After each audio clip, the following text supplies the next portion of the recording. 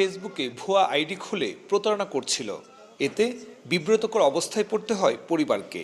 প্রতিকার চেয়ে ময়মনসিংহের কোতোয়ালি মডেল থানায় জিডি করার মাস পেরোলেও কোনো সুরাহা পাচ্ছিলেন না। অবশেষে মুক্তাগাছা অ্যাপিবিএনের দ্বারস্থ হলে দুদিনে মেলে সমাধান। আমার মেয়ের নামে কেউ একটা ফেক আইডি খুলেছিল, তো এটা ওর জন্য একটা সমস্যাই ছিল। আমার মেয়ে যখন আমাকে বলল তখন আমি থানায় জিডি করলাম। তো তখন ওইখান থেকে আর কি জানতে পারলাম যে একটু এপিপিএমে যে সাইবার ক্রাইম সেলটা আছে সেখানে এগুলো সলভ করা হয়।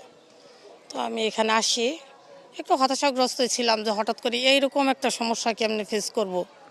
তো এখানে আসলে ওনাদের আন্তরিকতায় আল্লাহ রহমতে ওই দিনই সলভ হয়ে যায়।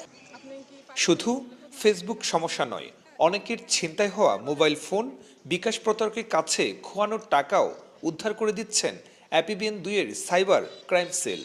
এপিবিএন এর যে সেবাটা আমরা পেয়েছি, এই সেবাটা যদি আমরা থানায় পেতাম তাহলে আমার ফোনটা 4 মাস আগেই পেয়ে যেতাম। সো আমার মতে সকল থানার পর্যায়ে এই সেবাটা পৌঁছায় দেওয়ার দরকার, তাদেরকে আরও গুরুত্ব দিয়ে এই সেবাটা প্রদান করা দরকার। অক্টোবরের 25 তারিখ 2024 সালেরই বাস থেকে আমার ব্যাগ সহ চুরি হয়ে যায়। ব্যাগে 2টা ফোন ছিল, তো একটা বক্স না থাকে আমি জিডি করতে পারি নাই। আমি ফেসবুক থেকে জানতে পারি যে এপিবিএন হচ্ছে হারানো ফোনগুলো উদ্ধার করে। তো 2 মাস পরে আমি আজকে আমার ফোনটা ফিরে পাইছি।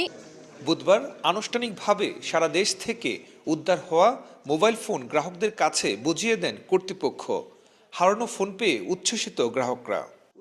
এটা তো ভাষায় প্রকাশ করার মতো না, কারণ ফোনটার আশা ছেড়েই দিছিলাম। এতদিনের পুরনো ফোনটা যে আমি আবার ফিরে পাবো, এটা আসলে আমার কল্পনাতেই ছিল না। এই 2টি সাইবার ক্রাইম সেলের মাধ্যমে আমরা প্রতি মাসে প্রায় শতাধিক পরিমাণ মোবাইল উদ্ধার করে থাকি। তারই ধারাবাহিকতা আজকে আমরা 101টি হারানো মোবাইল ফোন উদ্ধার করে